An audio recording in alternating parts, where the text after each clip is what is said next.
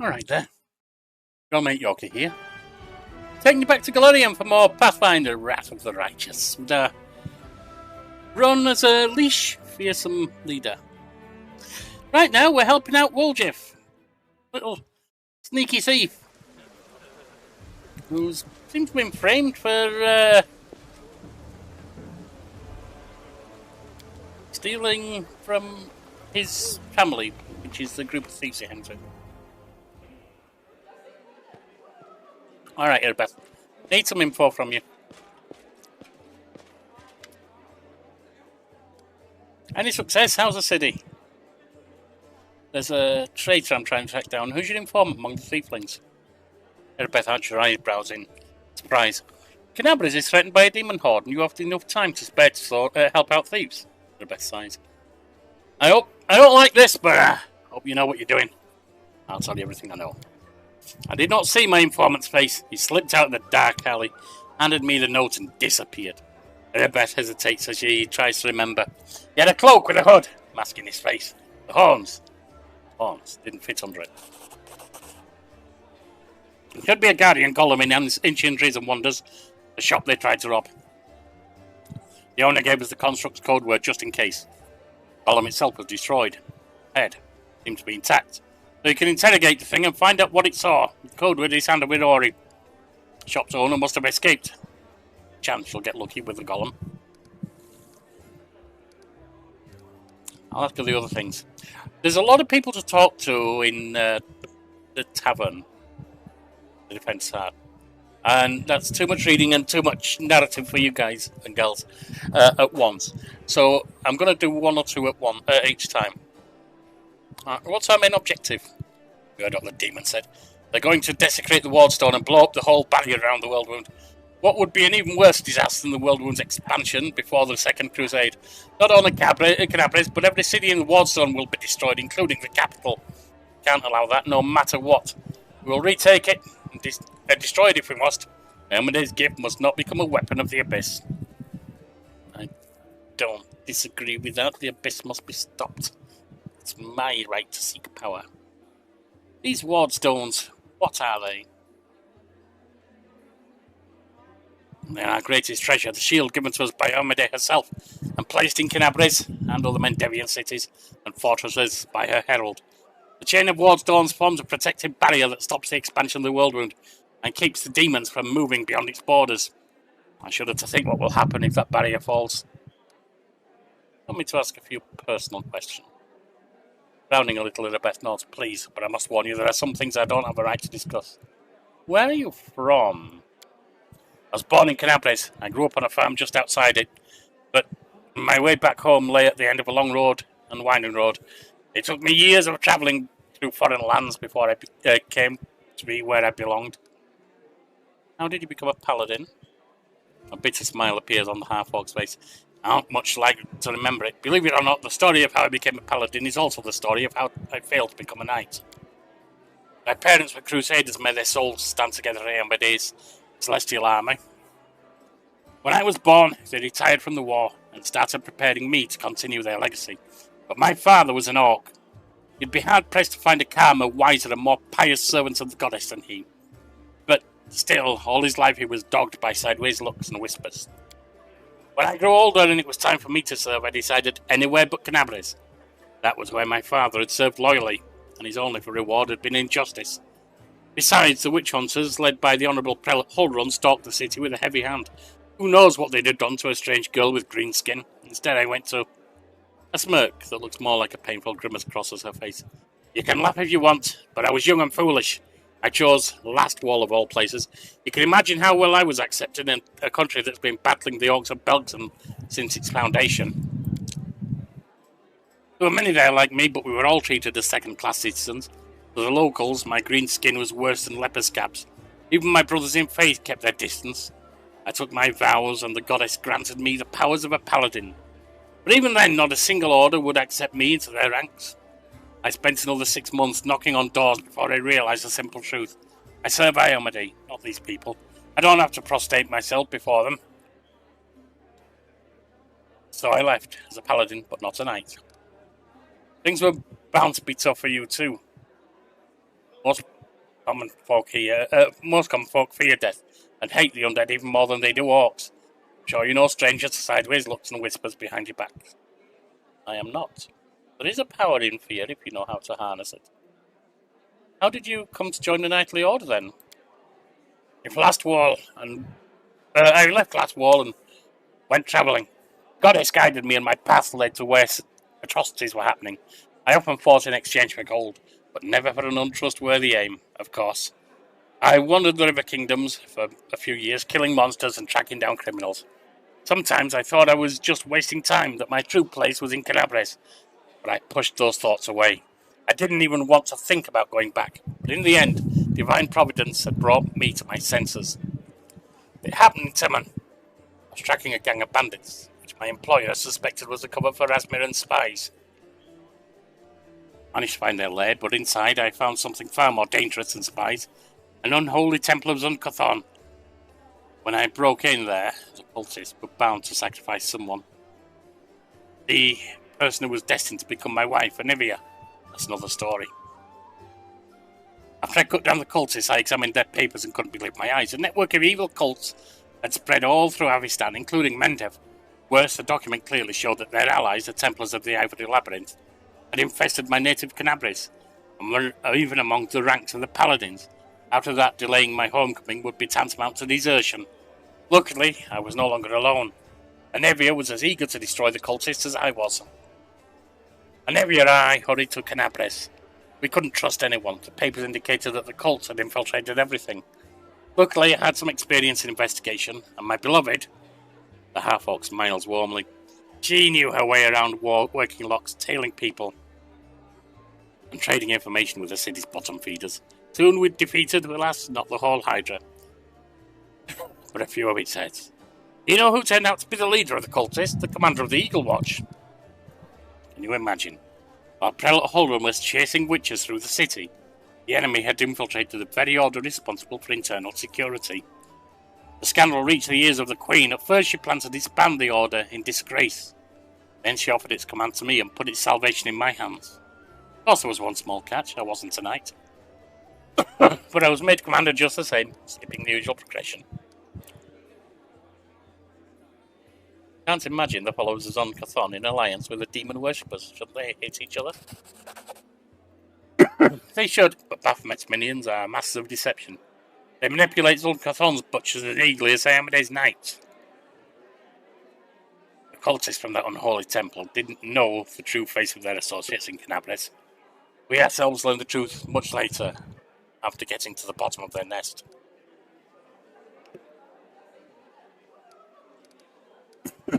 How did the people of Canabres feel about your background?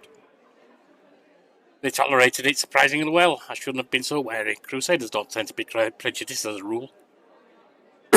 Excuse me.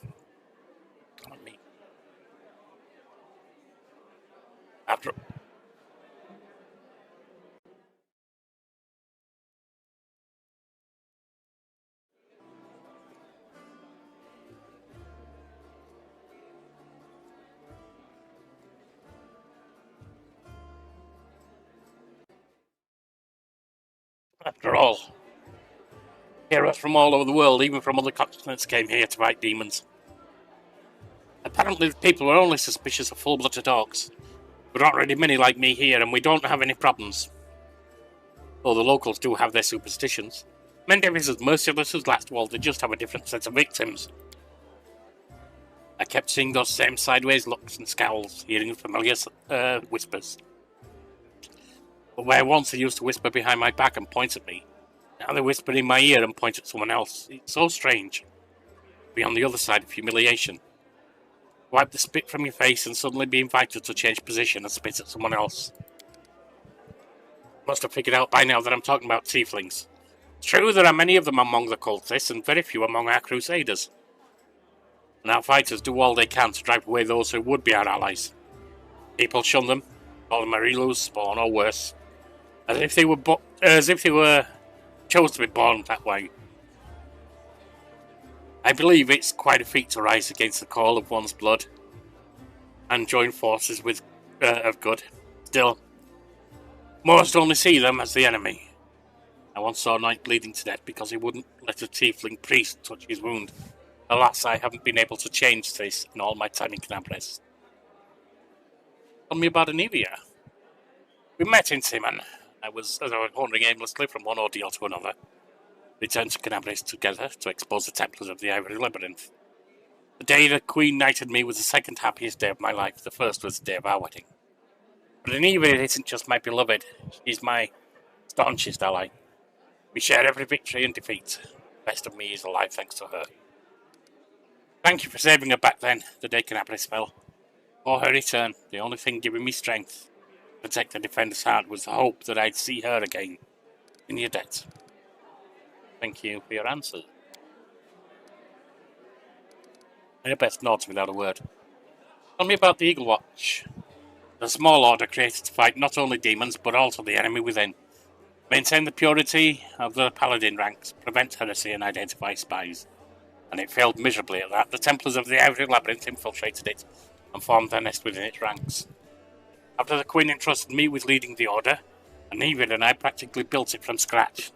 We got rid of dead weight, people who weren't committed. We organised ways to transmit messages and orders safely. We introduced reliable ciphers. We fought tacit allies around the city, or found rather, from crusader orders to street beggars. This was my personal crusade.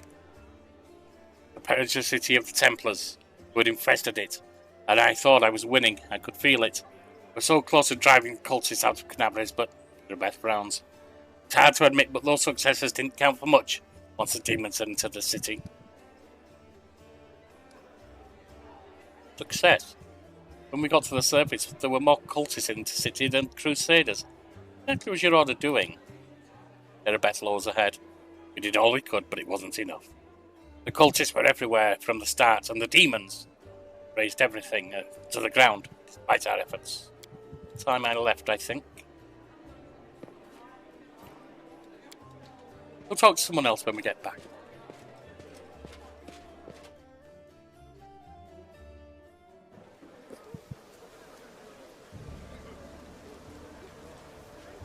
And I apologise for the coughing, but that really does your throat.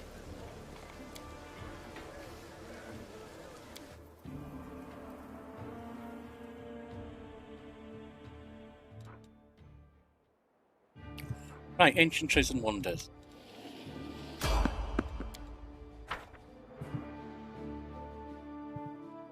Save the last one for me.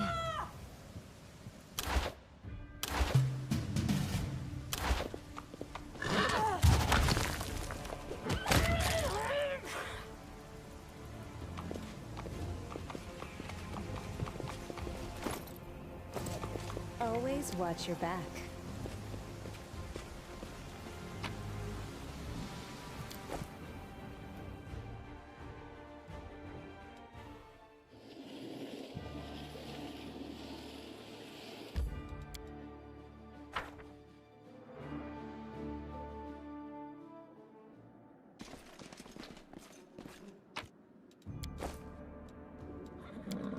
Hello? Is anyone there? That. The polished oak shells. Get me out of here! Polished oak shells once showcased magic rings, amulets. Now all that's left are the grubby handprints of the robbers. Hello? Is anyone there? Some scrolls have been torn apart and some have been trodden into muddy boots. Free at last. I thought I'd be flattened like a pancake under that rubble. Much obliged. Damn, I'm not in any pain, but my head is still foggy for some reason. What's with all the hubbub in the city? The name's Finian. I'm a Pathfinder. If there's anything I can do to help, I will. You're a Pathfinder. That's right, Finian Dismar, Pathfinder and Crusader. I roam around the world wound wherever my tasks lead me. Scouting, mostly. But this last while, I've just been hanging around in Canabres, waiting until I'm needed again. I'm bored out of my mind, but at least this shop makes for better lodging than some inn. What I meant was, what are you? What's that supposed to mean? I just told you. You want to know where I hail from, is that it? No. Well, I'm from around here, actually. We Kellets of the Star Eye clan fled when the World Wound troubles began. But I couldn't stand by while the demons wreaked havoc, so I came back. Or did you mean to ask about my weapon of choice? My best weapon is every weapon. I'm a skilled and capable fellow, if I do say so myself. I can swing a sword and poke with a spear, but what I am best at is communing with the spirits. They call folks like me phantom blades. I don't actually think you're going to be swinging anything. What is a phantom blade? It's like a spiritualist, but with a twist. It means that some spirit took a liking to me at some point, and it can turn into whatever weapon I need. It looks like you Handy, have done. I don't need any whetstones or enchantments. Doesn't take up space either. Although, to be fair, it's not a barrel of laughs. The spirits that bestow this kind of power don't come from happy places, and they're not exactly bright-eyed and bushy-tailed. They usually appear after great battles that leave few survivors. City's under attack by demons. Wait, what? The last thing I saw was some thieves breaking in here. And then the guards came, everyone was running around. After that, it's a bit of a blur. Right when things got intense, they dropped the cabinet on me. I couldn't even help the owner. I was just lying under the shelves like a dimwit until you came along. If there are demons in Canabras, we must do something about it. The city needs every blade it can get. Hey, do you mind taking me with you? I don't think I can handle this alone. And besides, the more the merrier. We'll take you, but how did you end up in this shop? I've been waiting here so long I don't even remember anymore. Just sitting and waiting for any word from the Pathfinders, but it looks like everyone has forgotten about me. The shop owner is an old friend of the Pathfinders, so I've taken up residence here. Alright, I'll take you. I swear you won't regret it. I can do all sorts of things. Is there anything your party is missing? A sword, a spear, a bow? Just say the word.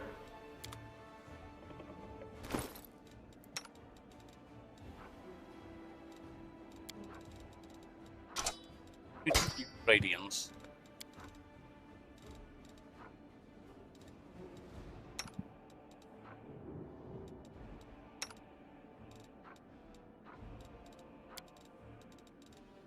If you Finian, there's a dagger.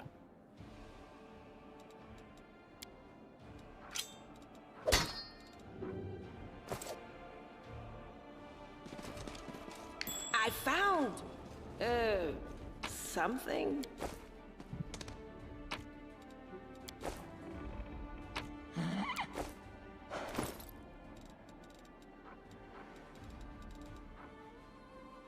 Silver tongue amulet. Persuasion skill checks. I'll take that.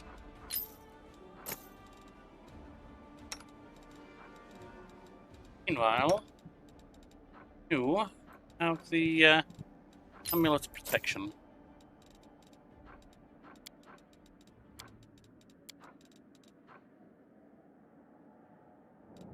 Don't know what that is. Fine.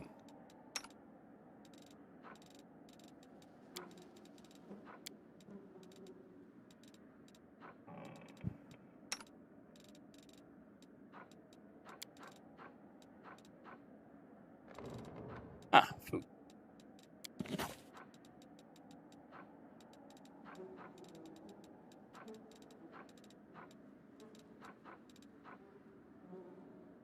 I block. Don't you have that? Where do you want me? Stay on your toes. Else around here, yes. Might be trap, might be treasure. Ring. We already know about what they had. Unique weapons and antique armor were previously displayed on these stands. Apparently not now. The formerly well-appointed shop now looks in a sorry state. It has been completely ransacked. Lying in the corner next to the Scotch walls are soot-covered shards of a clay golem's head. The golem's eyes glowing in the gloom. Master. Code word. And a Birori. Code word correct. Golem's eyes glow brighter. Awaiting orders. Where did you come from? Who created you? This golem was created by Gaffrin and Son, address 3rd building on the right, Jewelzan Alley, Nedosian, Mendev. Model G504ENE, which stands for Experimental and Enhanced. For all inquiries, contact Mr. Gaffrin. Tell me about any suspicious people who came to the shop in the last week. Golem is silent for a moment. 56 individuals entered the shop. Human, female, old. Gnome, male, old.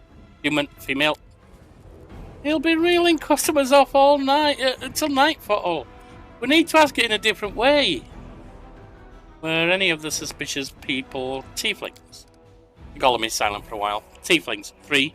Tiefling, male, middle-aged. Tiefling, male, young. Tiefling, female, young. Tell me about the young male tiefling. Tiefling, male, medium height, short horns, curling backwards. Medium length tail. Eye colour, yellow. Hair colour, black. Special observations, annoyed master. Horns, tail, hair. That sounds like me, but it's not possible. I know what the security is like here. I didn't come near the place. My word, Chief. No special observations. Subject was unremarkable. There, see, can't have been me. Describe the middle-aged tiefling. Tiefling, male, medium height, long horns, medium length tail. Eye colour, pale blue. Skin colour, dark. Special observations, red hair. Oh, that's our traitor. I'd bet your life on it. My life, would you? Geddes may drilled it into our heads that we weren't to go hanging around the shop. Red hair. We've got a couple of gingers. Plenty more to get out of a bottle. So much for special observation. Columns ain't all they cracked up to be, eh? Maybe its master knows more. I'm the female tiefling. Tiefling, female, above average height, hair, long, pale. Tail, not observed. Long horns. Eye colour, blue, special observations, scar on nose. Baldric with gold stitchings. I wouldn't mind knowing that one. A new arrival in the most likely. Gold stitching, eh? It's no her. Where is your master? Spellman, Fruliatros, my master is in his hiding place. Revealing the location of the hiding place is prohibited. Prohibited. Prohibited. He likely held himself up in the basement when the commotion started. The entrance should be around here somewhere. Where is the basement to this place? The basement is below me. I guard the basement. Leaving my post is prohibited. Then I've found everything I need to know. Let's get this fool out of here.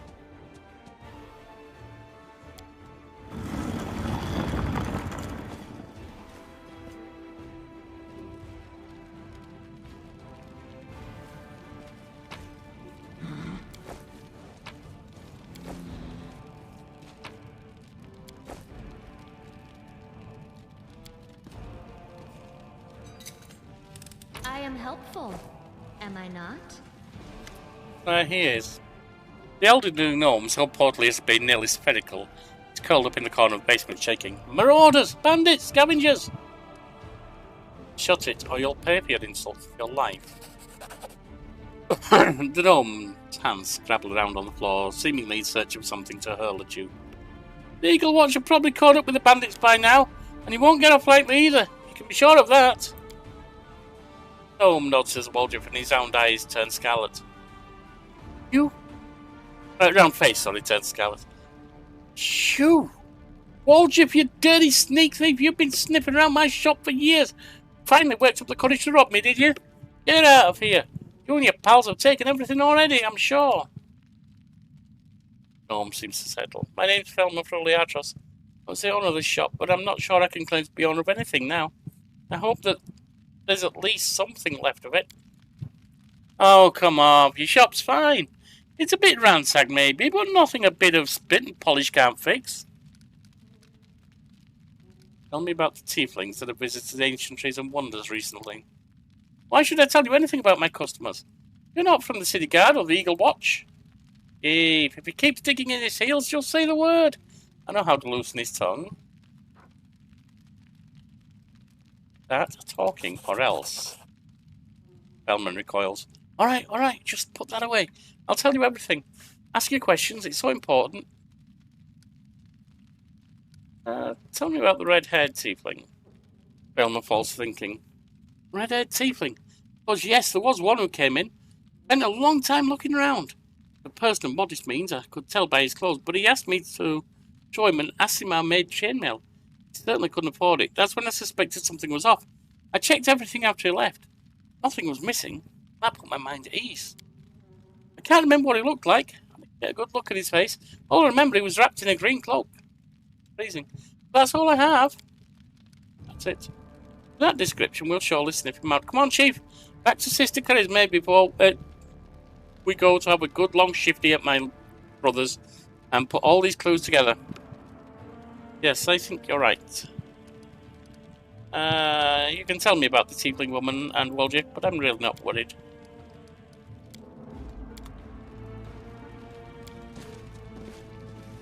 Obviously, it's not Woljif. And it doesn't seem like it was a tiefling woman.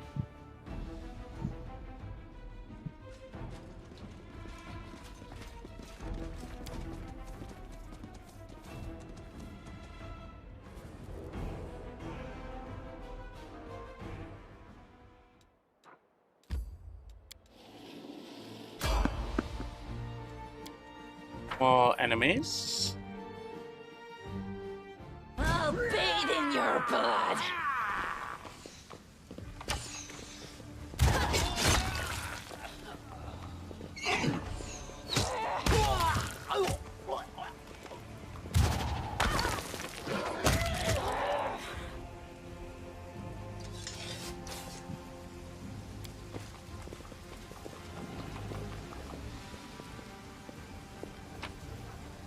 Or vile curs defeated. As if they could stand up to me.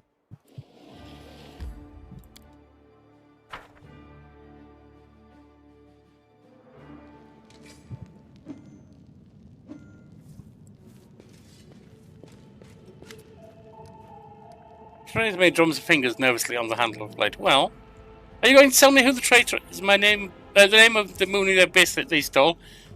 I don't need anything else. Take a good look.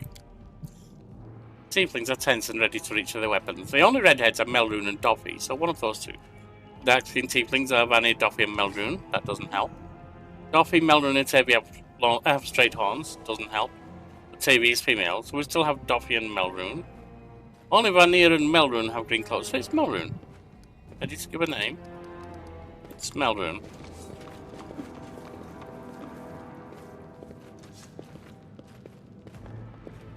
You'll pay for this, Vortil and Hepzim, and I will get you in the end.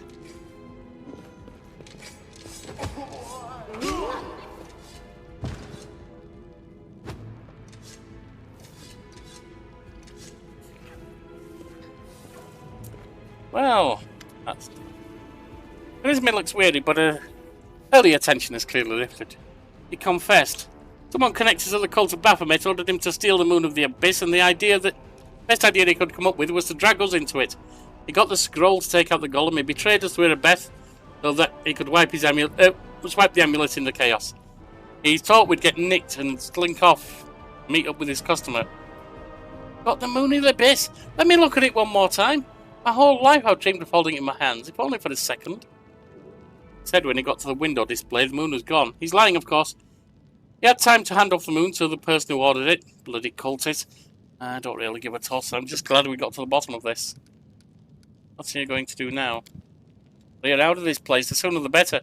The city's dying. I don't want to die with it. This city would have already died, if not for people who stood to defend it, with weapons in their hands. So defended. I'm not stopping you. It's your city. We've always been outsiders here. Why would we fight for it now? No interest in joining the family. What are you going to do to the traitor? Charisma nonchalantly picks at her nails with her knife tip. We sent to visit distant relatives on the farm. Think about what he did. Any more questions? I have to go. Good decision. Don't plan to hang around long either. Charisma turns to leave. Sister. Woljif nervously bites his lip. His cheeks are flushed and his tail is swishing through the air. You forgot something. What now? You should be happy to be alive. An apology? You promised to apologise to me loudly in front of everyone. We're alone now, but I still want to hear it. Well... that. Charisma shrugs indifferently. So, sorry, I suppose, for being wrong about you this time. Don't think that just because you didn't act like a jerk this one time, it cancels out the rest of your record. I know all about you. Till next time, Woljif. That was the most pathetic apology I've ever heard. Charisma's eyes harden. But then she sighs. All right, fine, I'm sorry, Woljif. Let's part on good terms. Now apologise to me as well, when you falsely accused my ally. You accused me too. Don't push it. Charisma turns to leave. But she hesitates, and that's good luck to the both of you. Well, that's over. Waldrick watches her go, his tail relaxing. Better than nothing. Listen, Chief, when you've got a moment to spare, come see me. I have something I want to discuss with you, but for now, let's get out of here. I don't like sitting below ground when the building above is ready to collapse down on our heads.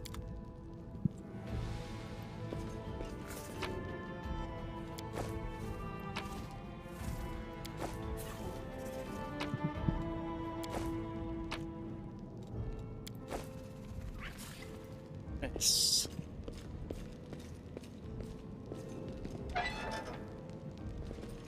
Now what is that?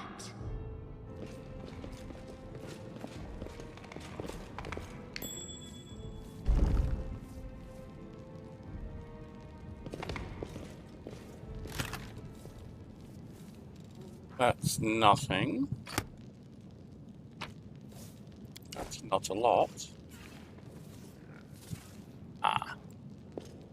A trap for you, Camellia. I hope you appreciate this. Indeed. A little bit of gemstone. A bit more. Don't need that book.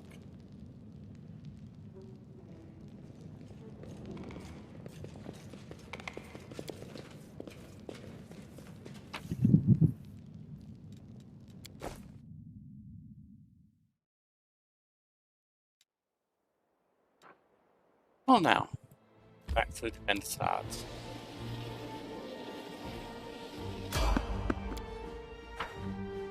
More enemies to defeat. Time to rob them of their treasures.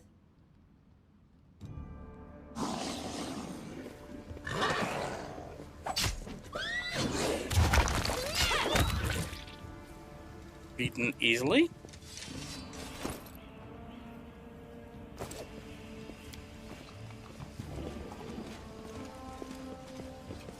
And we have about 3,000 to the next level.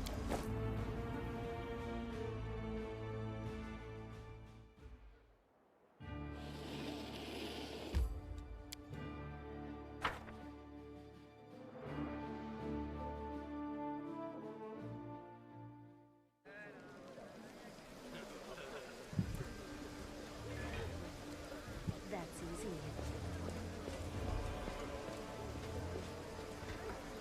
Oh, there's something up here.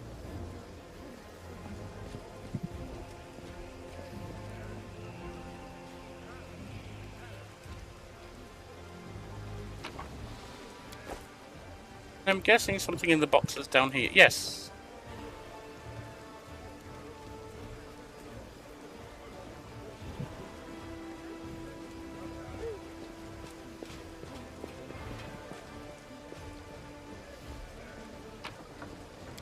Now, who is this dwarf? A grizzled dwarf turns a blade in his callous stance, carefully inspecting its edge. When he sees me approaching, he sets the blade aside and greets me with a nod. A new face in the city. You picked a good time to come to Canabres, as you can see. We're in sore need of warriors. Know everyone in Canabres by sight? Not everyone, but I'm making my business to know people who might need my services. The blacksmith's work isn't just on the anvil, you know. Of your kind, we only have one or two at a push. There's Gemmel, the tavern keeper, great lad, even if he's not one for talking. Why do you have your forge out here in the tavern yard? Wherever I am, that's where my forge is. A true master of any craft will always find the tools they need. I miss my old forge, of course, but now, just a pile of charred stone and metal. But I've still got my hands, and that means I can work. You recognise this sword? Of course I recognise it, of course I do. I made this with my own hands. There's my brand, see? Dwarf carefully takes the sword in his hands, gazing at it like a doting father. Oh, Yaniel, things have been tough without you, but at least we've still got your sword. That's something. Gordon returns the sword to me. In battle, ordinary swords get blunted, they break. But sometimes a weapon can preserve. I don't even know how to explain it. I'm no authority on these things. But something like an echo of the deeds done with their weapon. Or more like the reflection of the wielder's soul? I don't know. I will say one thing. Take care of that sword. Daniel may no longer be with us. Demons will remember when they need to turn tail and run when they see radiance. Ah, the scabbard's all worn. Can't be having a fine sword like this being carried around in that tatty thing. I'll make you a new one if you like. The city stands strong and we both survive. Come see me again. I'll have it ready, no charge. Show me your wares, dwarf.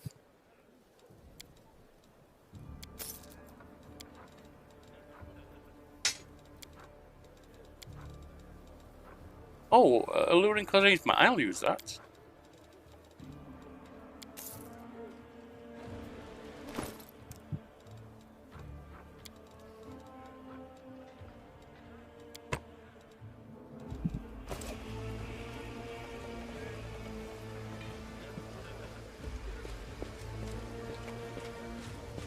Precisely.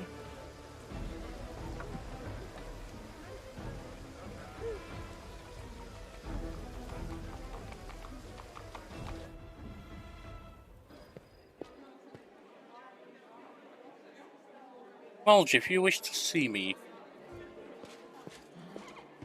About exactly. Psst, look, Chief, I got something to show you. Ta-da! A real beaut, isn't it? Mulge comes closer and looks around quickly to make sure no one is eavesdropping. He makes a subtle gesture and an amulet on a chain appears in his hands. A silver amulet in the shape of a waning moon, a dark crystal in the middle. Moon of the Abyss. So you did betray the tieflings. That cuts me deep, Chief. You and I saw who the traitor was. It's just that when we robbed the shop, I went in first and took what I wanted. Nothing wrong with that. Although, of course, I did think about hiding the moon and just taking myself off somewhere warm when all this blows over. But only because I want to see the world. Is it a crime to want to travel? Huh? Is that what counts for treachery these days? You really have the amulet this whole time? Since that night, Chief, Melround didn't even set eyes on it. While he was dealing with the golem, I sneaked past them, and that was that. Remind me, why is this item so important to you? Do you really not remember it? Oh, I thought you would appreciate it. It's from the old man Fileman, the owner of the Ancient Trees and Wonders shop. It's the pride of his collection. The Moon of the Abyss, an amulet with a rare crystal crafted by an unknown maker. When I think of how much this thing is worth, it makes my head spin. You've been searched by guards. How did you manage to hide that thing? Thieves have their ways. True. So why didn't you give it to Charisma right away? Save us all this hassle. What? So she would slay me right away, you mean? You saw how antsy she was over Canabras and all this. True. So I did it. I took the Moon of the Abyss. But I didn't go to Erebeth. And Big Sister wouldn't hear my explanations. She doesn't have the time. I even thought I'd hide the moon somewhere, and then when all the noise had died down, I'd go get it and make a run for it. I'm sick of the thieflings. And they never appreciated me anyway. Why did you steal the Moon of the Abyss in the first place? You wouldn't have been able to sell an item so rare anyway. Why, she asks. It's expensive. Pretty. And you know, it's my amulet, actually. Truly? Not meaning I stole it, but I mean, this is my inheritance. My grandma and I were poor. All we had was a jewelry box with the moon in it. She used to store it under the floor in the basement, and she'd take it out sometimes just to look at it.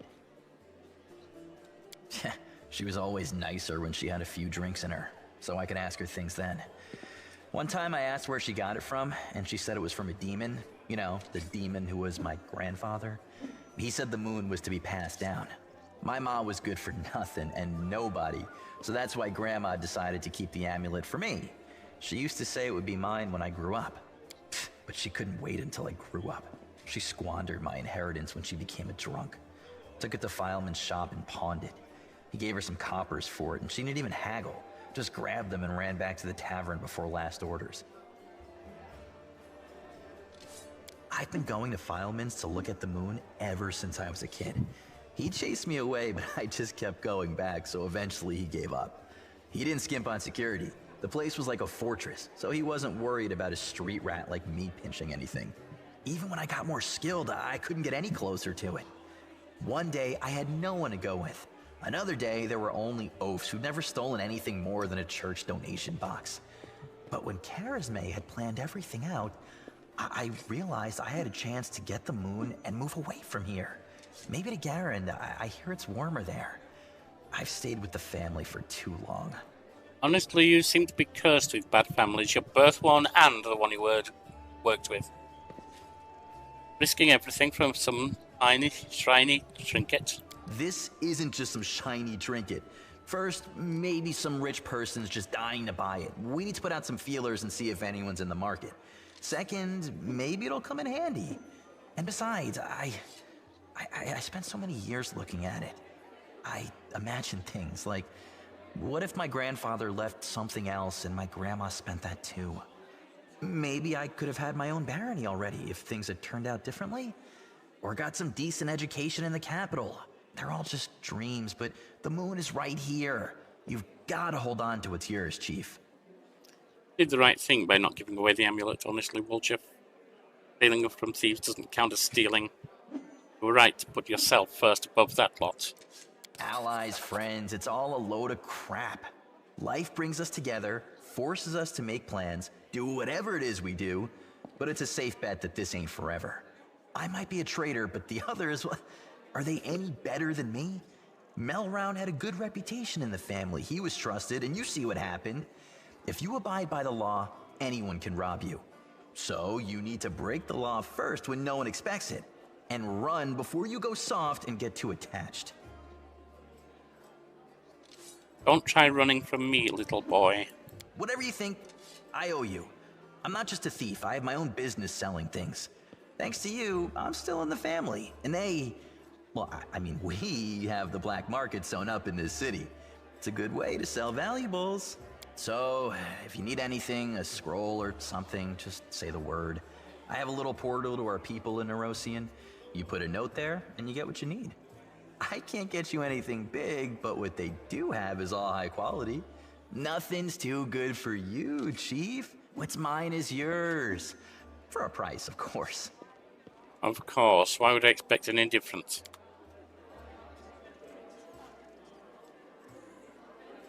Very well. Let's talk to Anivia. Tell me about yourself. He shrugs with a lazy smile. I'd be happy to, but there's kind of nothing to tell. So interesting about me. Where are you from? Nowhere. I was blown in by the wind and found in a cabbage patch. Stop short. Sorry. No, sorry. It's an old habit of mine. I don't like blabbing about my past, but you saved my skin, so I guess I kind of owe it to you not to clown around, right? I'm from Nidal, and I wouldn't wish my homeland on my worst enemy. You've heard of the place, I'm sure, ruled by monsters that aren't even alive or dead. Watch it, you. Watch it living. You're talking to someone who's also not exactly alive or dead. The official religion is the cult of Zunkathon. I grew up in a slum like a weed between cobblestones. I didn't have a dad. I had lots of aunts and uncles. My mum's cronies. No prize for guessing the kind of business she was involved in. They gave me a set of lockpicks as soon as I could hold a spoon. While other kids were picking their noses, I was picking pockets. When I was 12, the monks of the Silent Shroud came for us. Creepy guys with their mouths sewn shut. They're the guards of Nizrok. Mum gave me to her friends, and we hid in a secret temple of Desna. I saw my mum again. I lay low in the temple for the next few years. Kept my head down. I washed floors, fetched water, listened to sermons. Funny thing, after a while, I started liking Desna's teachings. But as soon as I was old enough, I was out there. I left Nidal and got as far away as I could. Quite a ragtag group you've got here, from nobles to street thieves. You got that right. Only the best for you. What do you do when the knights and nobles fail to save the world? The lowlives are your only hope. Or yourself. How did you meet her, Beth? Bumming around him a while back. Doing this and that. Desmond Temple sometimes gave me odd jobs, you know. Sometimes he needed people with skills like mine. On the surface, it was fine, I guess. After Nidal, the freedom of the River Kingdoms should have seemed like heaven. My chance to sit back and enjoy life, but I wasn't happy. There just wasn't any joy in my new life. All alone. No one cared about me, and I didn't care about anybody either. I struggled to find reason to drag myself out of bed every morning. Tying a stone around my neck and jumping in the nearest river started to look very appealing. One day I was hired to do some fellas. had to follow some fellas who the local authorities suspected were Rasmiran spies. I was stupid. I made a rookie mistake, and they caught me. It's like my body had already decided what to do, and my mind been fighting. They finally put me out of my misery. Get someone else to kill me. Since I didn't have the guts to do it myself. They grabbed me. Thought they'd put me on the spot, but instead they hogtied me and dragged me off. Just like an animal going to slaughter, my only thought was, let's get this over with. They brought me to their stinking cave, threw me on their altar, and I realised who it was. Cuthite. Nidal. They'd tracked me down after all those years. But I didn't care anymore. Wouldn't have cared if they'd eaten me or whatever. We all got to go sometime, right? So I was lying there staring at those knives pointing at me. When fate rolled the dice and I hit the jackpot. Erebeth. She was storming out of the cave, into the cave. Picture it. I'm lying on an altar with all these knife-wielding maniacs around me, and suddenly Erebeth storms in. I thought it was Amade herself. Fierce in a shining armour with gleaming sword raised. Made quick work of those scumbags. Dropped them up just like that. I didn't even have time to blink. Untied me, and then... Nevia's face lights up as she chuckles. She looks through the papers there on the table, and she starts swearing like a sailor. So much for a helmet day. How did you and Erebeth end up in Canabras? For almost becoming a human sacrifice, I knew I never wanted to leave Erebeth's side. Hero worship, or whatever they call it. Revering the one who saves you. Not a healthy mental attitude, is it? Desna knows I fell for it instantly, and I fell hard. My misery was gone.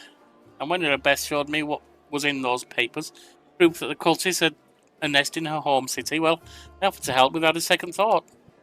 Nevia smiles warmly. Must have figured out I couldn't wait to get my revenge on the cultists. I didn't give a damn about them, it was her. I'd go anywhere with her, even on a crusade or into the jaws of a dragon. But I took to life in Canabris like a duck to water. I used to be an outcast wherever I went, but half the crusaders are the same. After all, who'd volunteer to tangle with demons on the edge of the abyss? You've got to be either a goody two-shoes with too much honour and free time, or a misfit with no life out in the normal world with normal people. Or oppose those who would have my power. People come here to run away from their debts, their past, or themselves, so I fit right in. Didn't like living with Erebeth. Like living without her, I wouldn't be. Seriously, if I were alone, I'd definitely be gone by now. Sure, sometimes we argue, can't deny that. Sometimes we bang our fists on the table and yell so loud the walls shake. That's all about order business. But home, well, I'll give you an example. I've always wanted to move out of that broom closet we call a house and into somewhere cozier. It ain't like they take about poverty at the Eagle Watch, but every month. Somehow most of our spare money is spent on crusader business. Sure, I get mad about it, but... Nevia makes a helpless gesture. That's why I love her so much. You know, Erebeth has that thing that matters most to a person. A purpose in life. She's always got a reason for whatever she's doing. Her whole life is a crusade. I just drifted around like a leaf on a wind. Until Desna brought us together. Now she's the meaning of my life. It really makes no difference if we live in a mansion or under a bush. Your answers. Thanks for asking. Telling you all this kind of made me feel better. What are your responsibilities in Eagle Watch? Nevia smiles evasively. Nothing official. I'm not even a knight, you know. I just hang around. Sure you want to know the details? Catching traitors and spies and cultists is no walk in the park. It's a delicate job. You can't always do it within the letter of the law. What if we surprise some suspicious blighter with an official search? Everyone will know about it before long, starting with their cronies. Then again, sneaking into people's houses at night ain't exactly legal. They just can't be doing that kind of thing, can they? Exactly a night. She trails off. I see. Have to go. Okay, let's make it to the market square.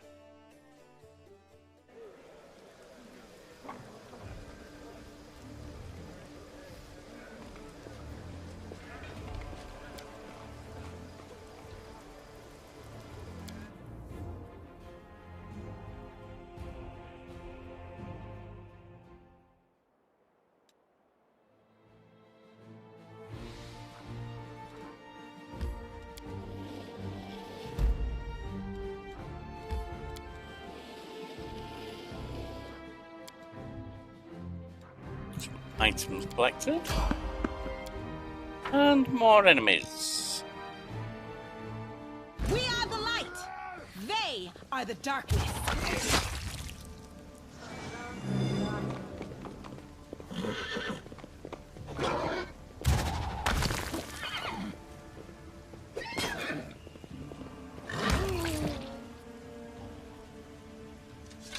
Always watch your back.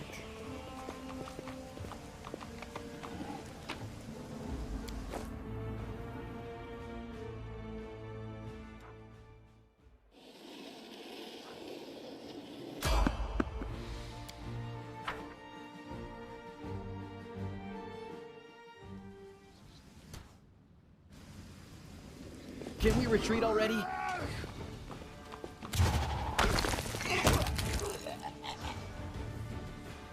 They dare threaten me?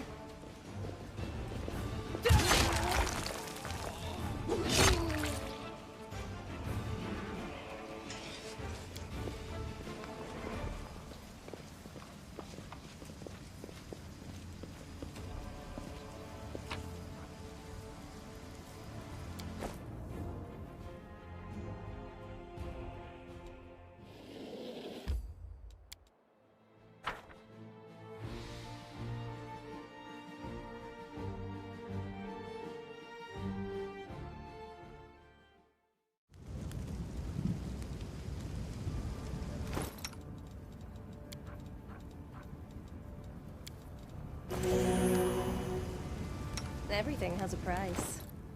Now then. Mount up.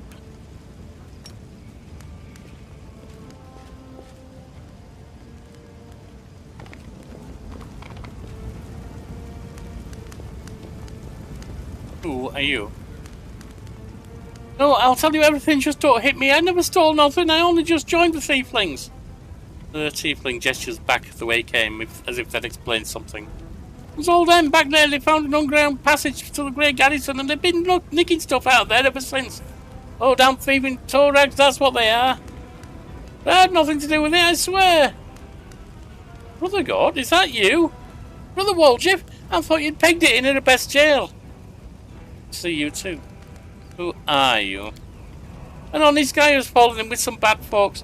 The Tieflings, the local thieves around here, they forced me to join their gang, but I didn't want to. Just don't hand me over to the best valiant crusaders. Please, in the name of all the gods that ever were. Oh, here's a new addition to the Tiefling. So far it's wiped around 5,000 gold. He's got a long way to go before he catches up with me, mind.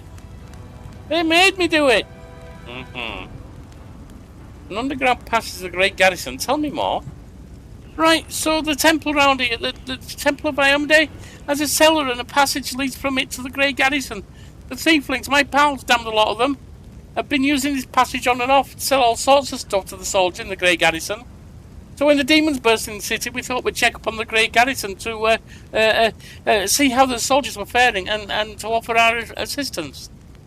Don't give me that look, it was the first I'm hearing of this. Tieflings keep secret from each other too, you know. Why in particular are you afraid of me? Not that you shouldn't be, but why? You're one of them crusaders, aren't you? Well, sort of, but not really. You lot hate our guts, the Tieflings, you mean?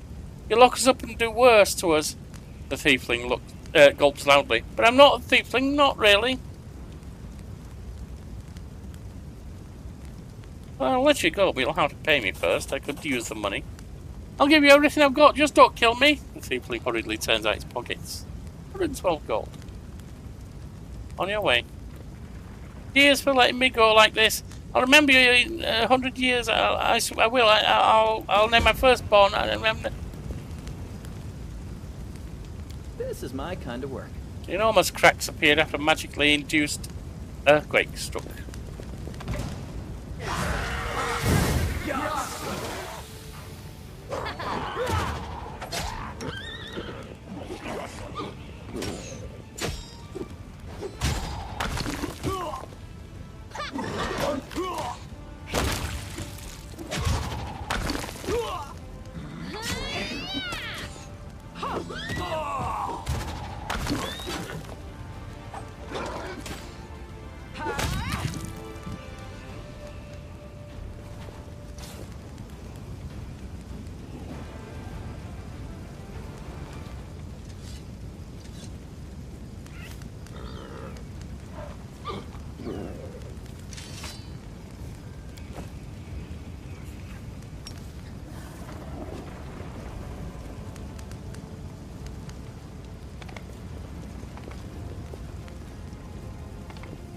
Ah, this must be it. And there is the bridge.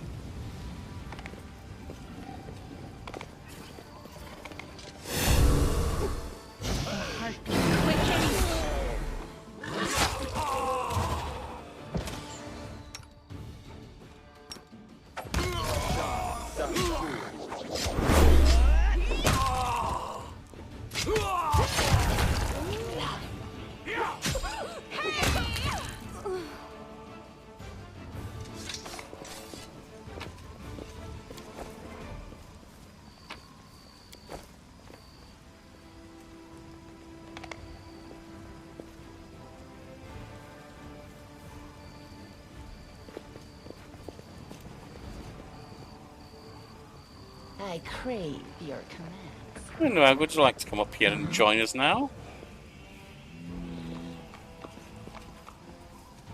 Hey, Lissa. We heard about you. The elf hunched up next to me is clutching a small but deep puncture wound. Her appearance is quite remarkable. Her skin is blacker than a niggerundy's, her teeth are fanged, her hair is grey as a crone's. Her crimson eyes glare at me with a gleam of malice. You're looking at, soldier, like what you see?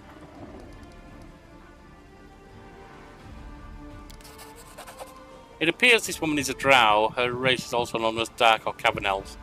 Rarely seen on the surface, so it's surprising to encounter her now. Who are you? Giving her a scrutinizing look, she says harshly. There's no point in you knowing, soldier. Trust me, the answer would only bring you misfortune. Still won't be of any use. I'm a wanderer. You won't ever meet again. You.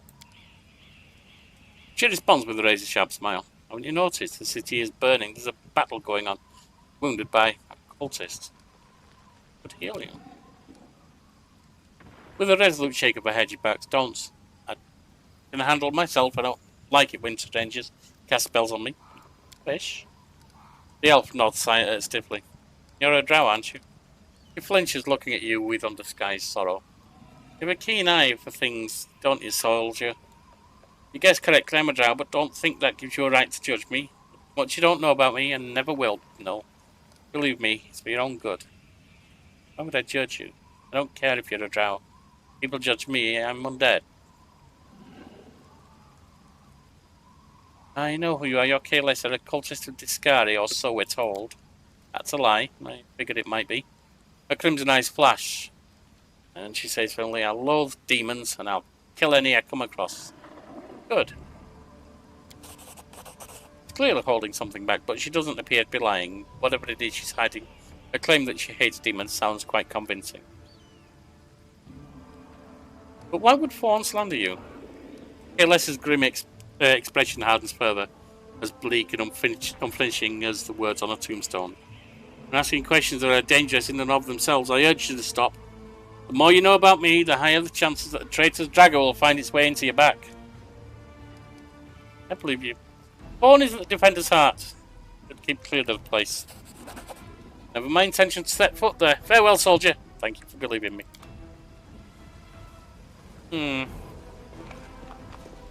So Fawn is a liar. Must be a sign.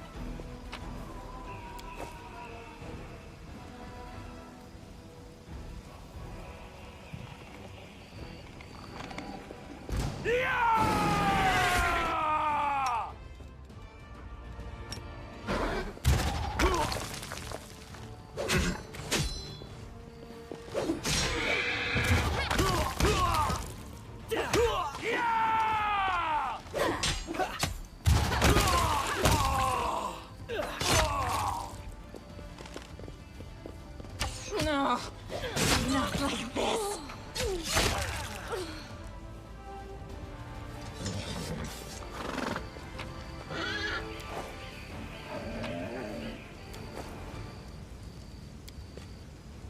Cart is laden with possessions looted the surrounding houses.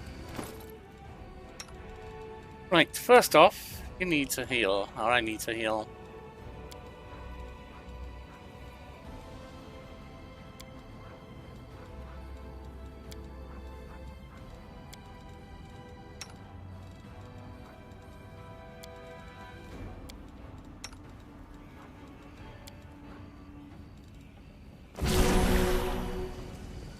I always have the upper hand.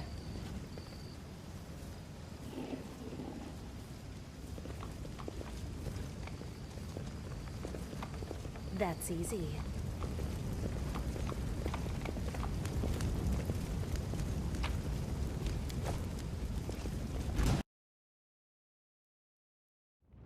I apologise for any That's sudden easy. jumps around there. I just had to reboot the computer. It's a bit of a crash. Into the fray!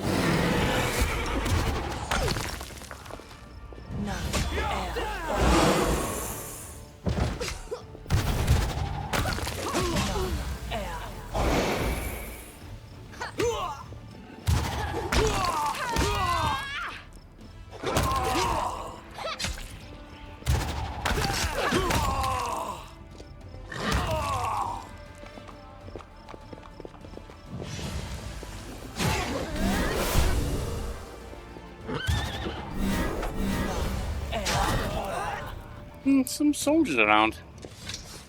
Nice. Little bit of help doesn't hurt, even if it wasn't actually needed.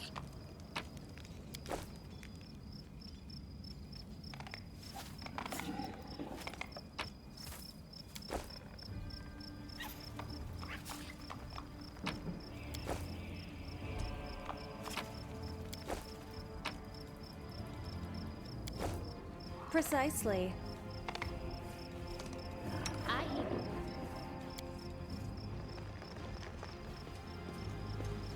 You can trust me. I hope you appreciate this. Mm-hmm.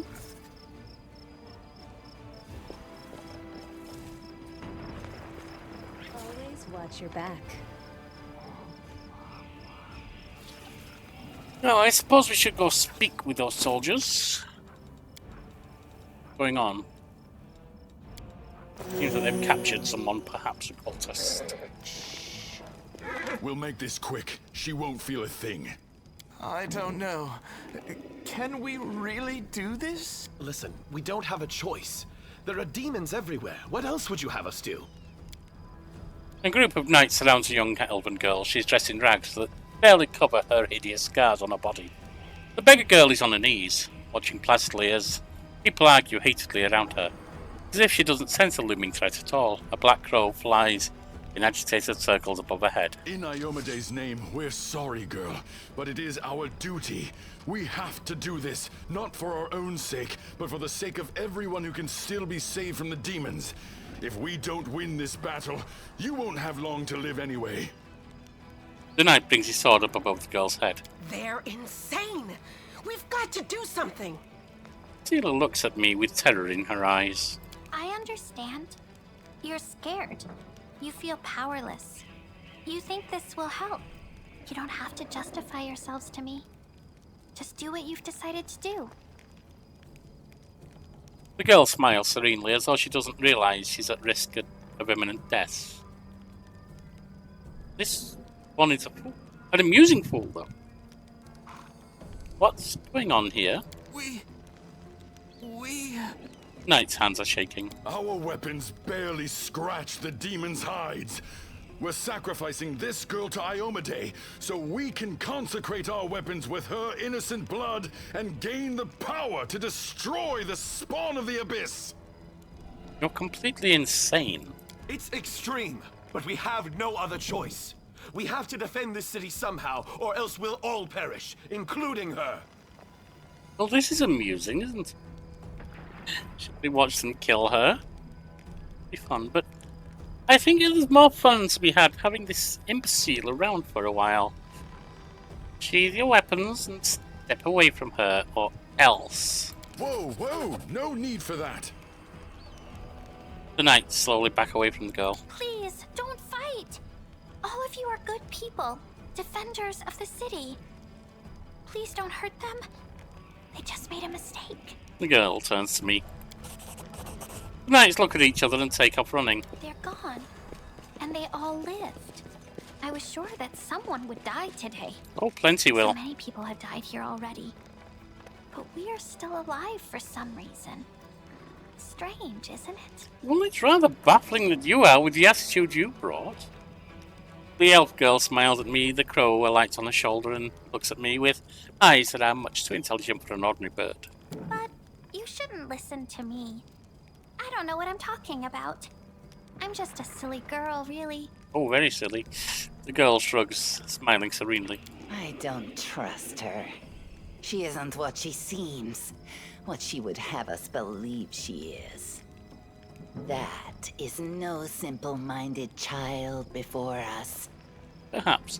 Windwag says quietly, but I see the tension coiled in her.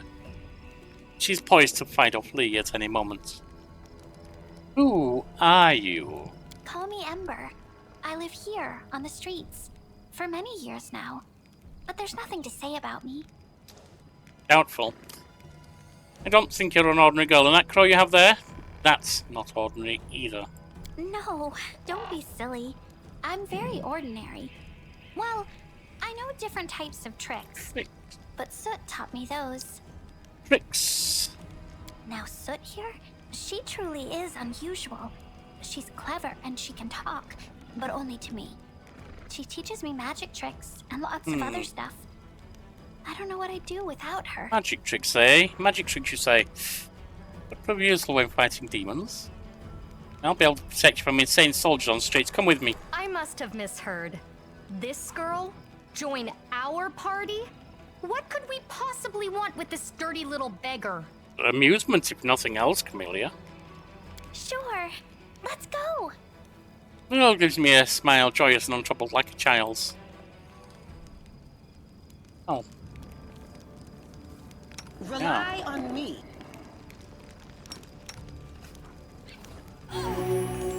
Ah. For some reason I thought I had a mercy. This house. They Now will what break is that? against our resolve. Cover me, all right?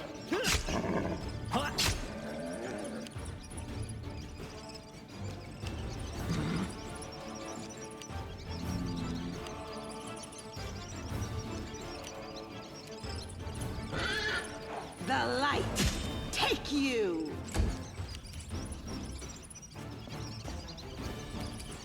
I'll cut you wide open. Not if you miss. I'll rip you apart! That's one done.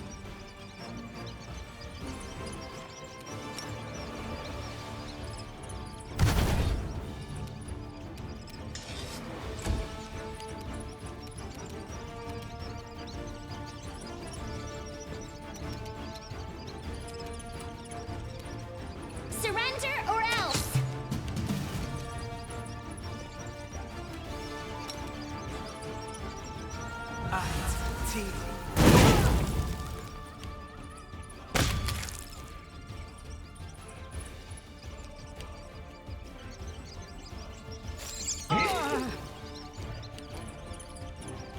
The Inheritor, guide my blade.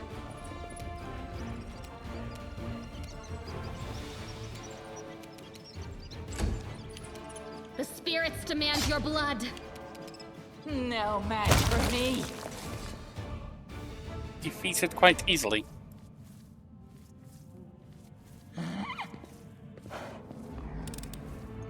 I am helpful, am I not?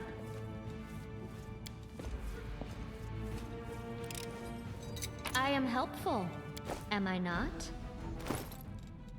What did we just find there? High armor +1.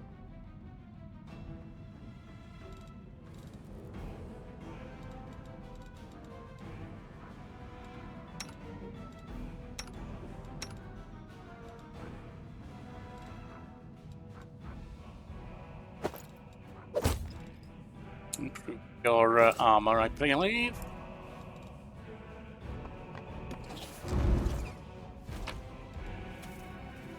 Ah, more food.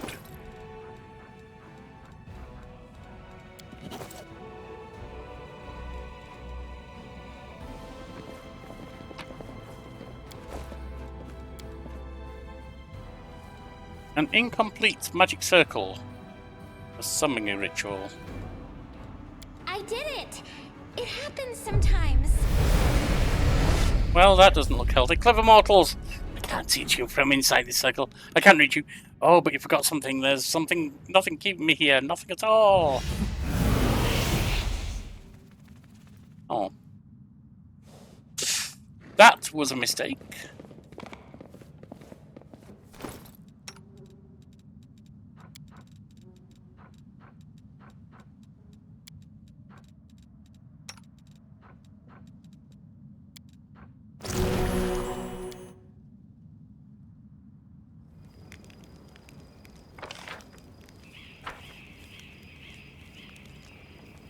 Careful now. Member of our military a seal. Me, with a true believer, a snob, a sinister little underling, a child, and an imbecile. That's easy. At least 3 of those might have a place with us.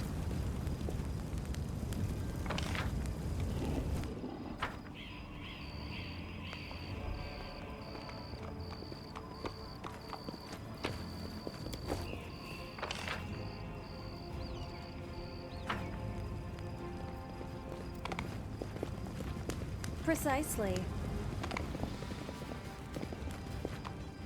They dare threaten me?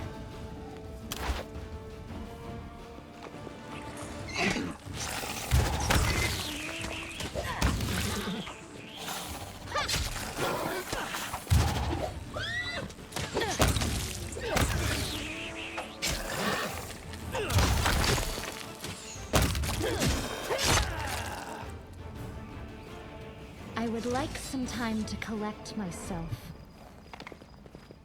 Why have you got scattered? Or just scatterbrained? No, I'm not going to deal with that right now. I'd rather think that would be too much. Who's this? My beloved brother, I admire your zeal, of course, but would you not agree this is hardly the time to be standing guard over a hole that no one will emerge from? Or perhaps you're concerned that someone will decide to go for a nighttime stroll and accidentally fall into it. Such foresight is laudable, but do you really need so many soldiers for such a task? Can't your warriors be put to better use? For instance, fighting demons or clearing rubble while the people trapped beneath it might still be alive? The face of this golden-curled Asme is beautiful, even by the standards of his kind, in whose veins run the blood of angels. His melodious voice sounds cheerful, but bitter reproach simmers in his gaze. Don't you dare call me brother, heretic! Signs of recent hard fighting are obvious. The stern old man. His armour is dented and covered in blood, and his unnatural pallor suggests something more dangerous than wounds inflicted by claws and fangs. Nevertheless, his gaze is stony and his voice accustomed to barking orders. He's harsh and clipped. How dare you accuse me of doing nothing to protect the city, especially now when followers of your temple were caught committing treason. To my mind, you're no different than the demon worshippers, those miscreants, those beasts that are digging under the city walls. God knows, my dear prelate, that in your zealous pursuit of order in the city, you've long since forgotten how to tell friend from foe and good from evil. That's what happened with my adepts, whose act of treason was a genuine attempt to save the city.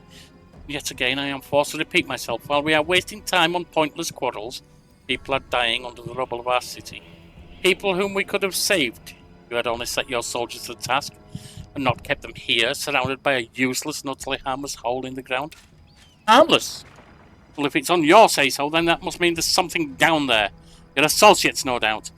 And they're just waiting for us to abandon our post before they slink out. To try again to... The old man nods your approach. And you! I remember you. You appeared in my city the day the demons attacked and Terendlev died. What are you doing here? Answer at once or I'll have you strung up by your ankles. Or you know it. Don't think the demons have wounded me. I still have enough strength to take on 100 of your sort.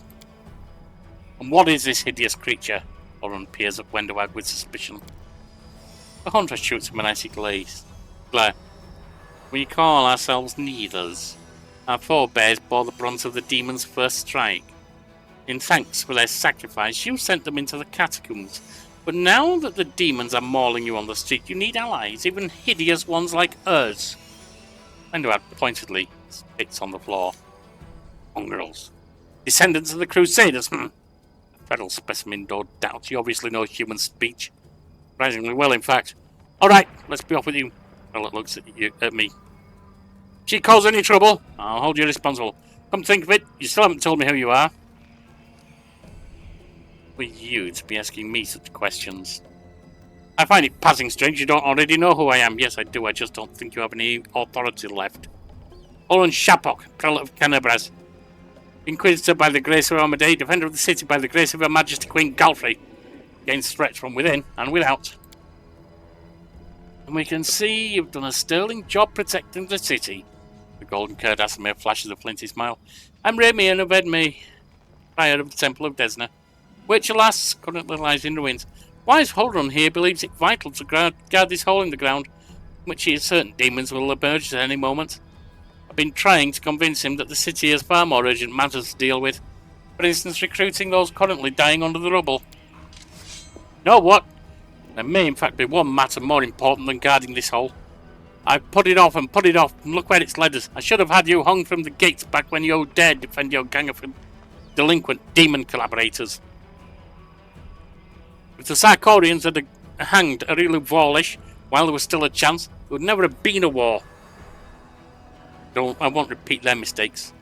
I won't hesitate any longer. Soldiers, seize this scum. Well, let's see reason. That is at frightening times. But threatening to hang someone without a trial, that's unworthy of a servant of Armadale. The old man fixes Celia with his eyes. Lest you forget, girl, we may serve the same goddess, but you are not an inquisitor. Don't question the way I choose to serve Armadale, and I won't question yours. Guess we need to pull the sword to convince this idiot. Behold, Inquisitor, I bear the gift of an angel who died in the city beneath Canabres. No enemy of yours.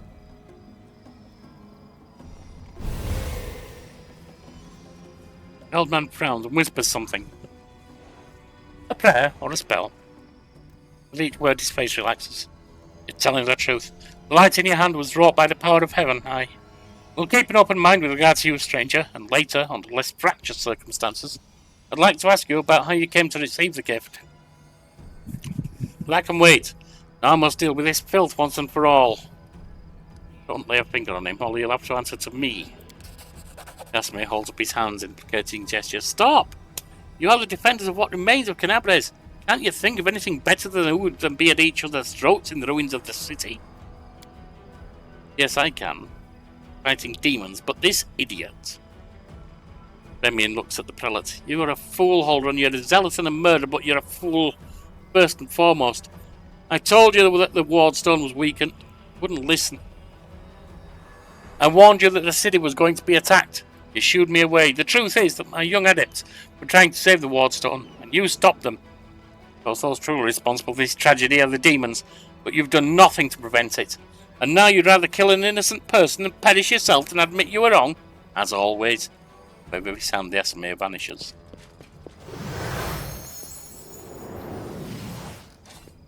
He fled, the heretic! No doubt expecting me to rush off in pursuit, but that won't work on me. Holdrun turns his attention to you. What about you? You truly have been marked out for a gift from heaven. This is your chance to save the city. Go and bring back the filthy traitor. And almost certain he and his cronies were helping the demons, either knowingly or unknowingly. Their attempt to bewitch the Wardstone is clear proof. Remian must be captured.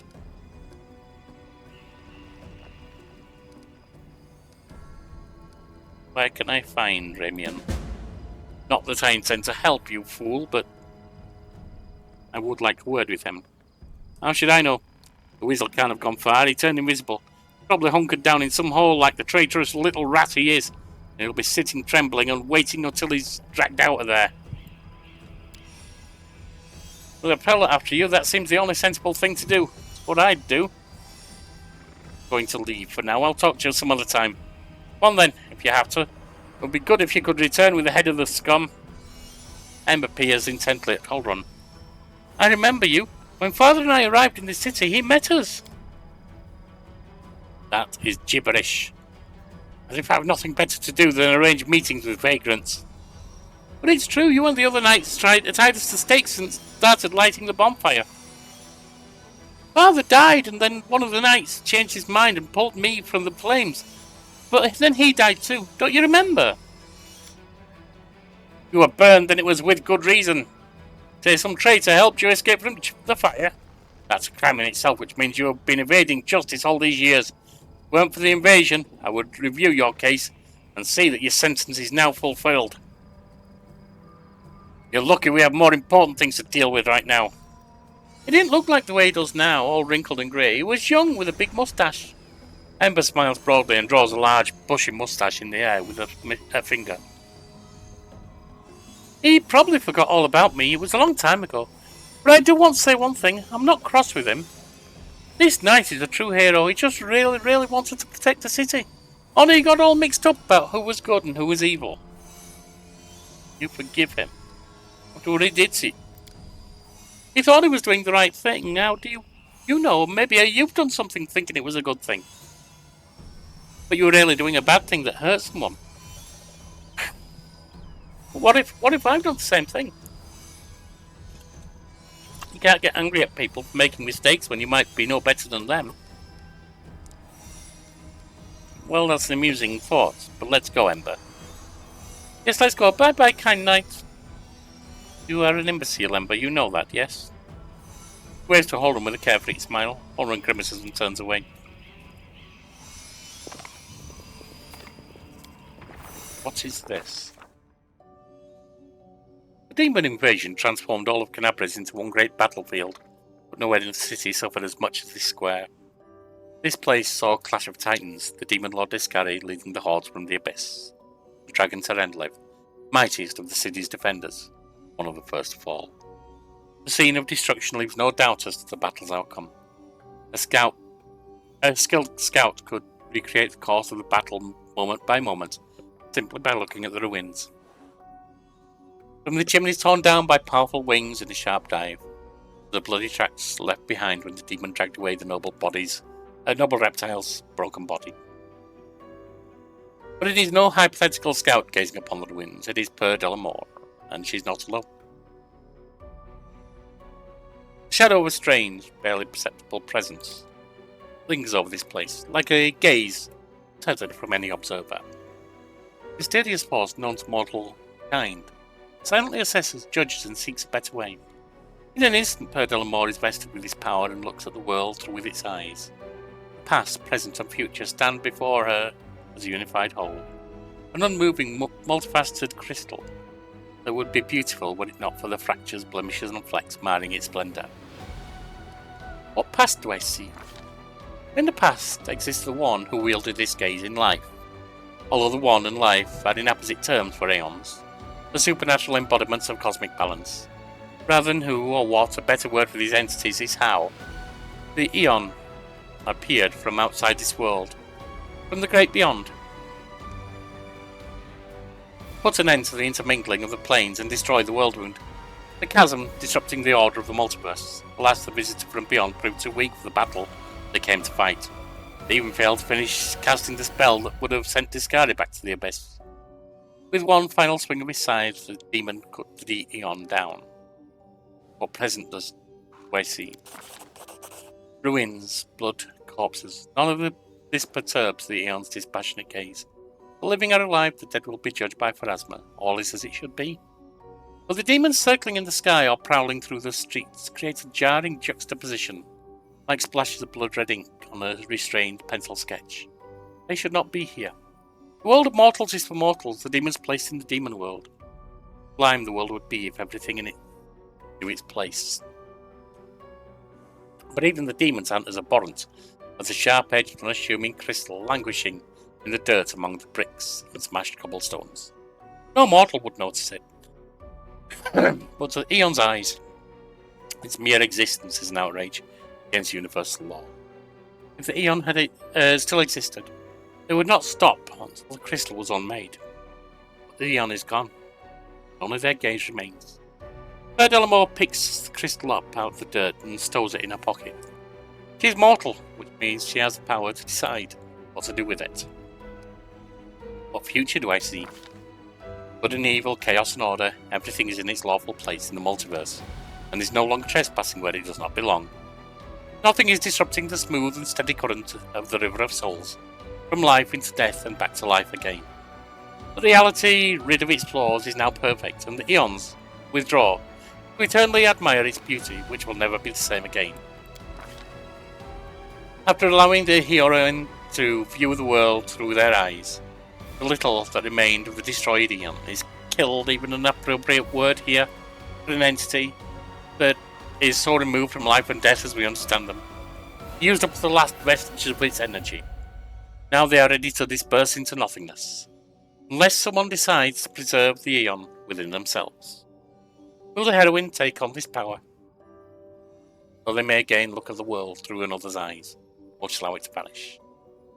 Retain its power for now, the spirit of the Eon wells out of sight, deep in Per Delamore's soul, like a pair of magical spectacles, stowed away, until the moment when the heroine once again needs to look at the world through another's eyes.